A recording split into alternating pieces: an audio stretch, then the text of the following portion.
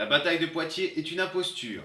La légende naît au XIXe siècle, la légende de Charles Martel, comme quoi il aurait repoussé les Sarrasins, il aurait arrêté, stoppé la progression des musulmans en France, au royaume des Francs.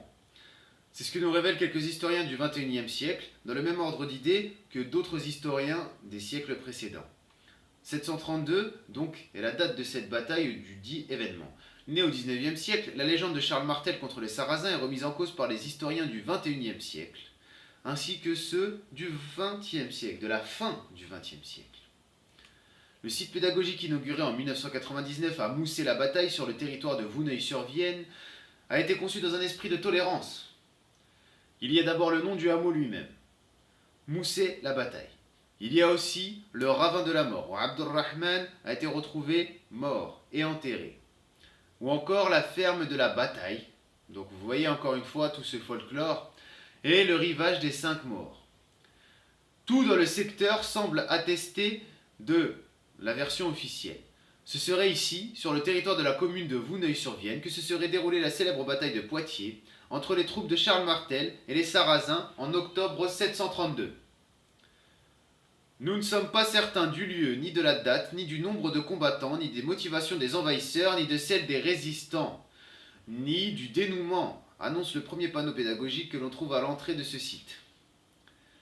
Donc, encore une fois, ici, nous sommes vraiment dans la clarification de cet événement. Et sur le site, inauguré en 99 justement, il n'y a pas de certitude, encore une fois.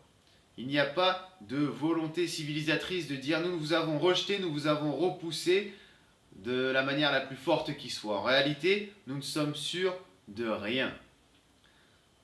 À savoir que ce site, ce panneau, en l'occurrence ce panneau, a été aménagé à la fin des années 90 sur les hauteurs du lac de Saint-Cyr au milieu des parcs à vaches dans un esprit de tolérance.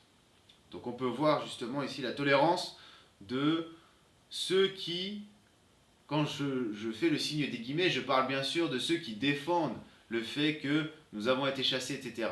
Mais pour ceux qui ont mis en place le site pédagogique, le site archéologique, il y a justement tout à fait cet esprit de tolérance. Peu de chroniques ont en effet rapporté ces événements, qui se seraient déroulés quelque part entre Poitiers et Tours.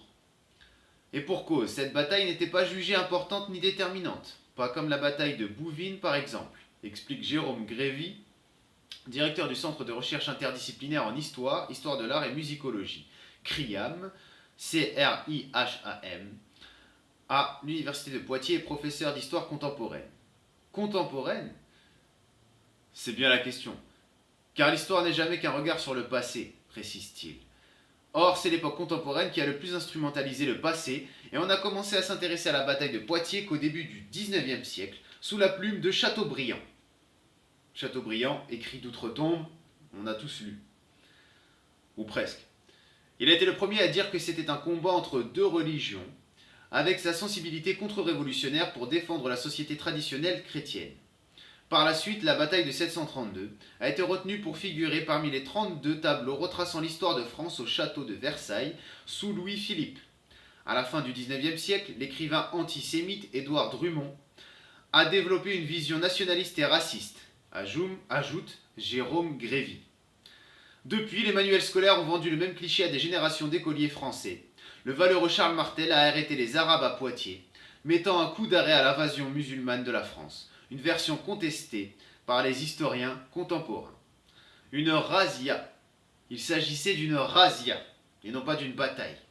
Il ne s'agissait pas d'une invasion, non plus, ni d'une occupation, mais plutôt d'une razzia, souligne le professeur d'histoire contemporaine.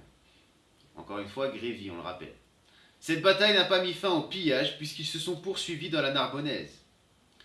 Et puis ce n'était pas manichéen. Étude d'Aquitaine a appelé Charles Martel à la rescousse. Étude d'Aquitaine. Élude d'Aquitaine. Élude d'Aquitaine a appelé Charles Martel à la rescousse. Autant dire que la bataille de Poitiers n'a pas vraiment été celle que les 19e et 20e siècles ont présentée, nous ont conté. Une lecture du passé qui disqualifie de fait les récupérations du 21e siècle. Nous assistons à une double instrumentalisation avec les identitaires d'un côté et les dits islamistes de l'autre. S'inquiète Jérôme Grévy. D'où l'intérêt d'aller se promener du côté de Mousset. Le fait est que ceux qui se disent identitaires et ceux que l'on appelle islamistes, parce qu'il n'y a personne, aujourd'hui personne ne se dit islamiste, je suis islamiste, c'est un titre que l'on attribue à certains musulmans qui font un effort de recherche historique, qui font un effort de réflexion et qui malheureusement tombent sur des interlocuteurs qui ne comprennent pas ce qu'ils disent. Donc, Charles Martel ne nous a jamais chassés.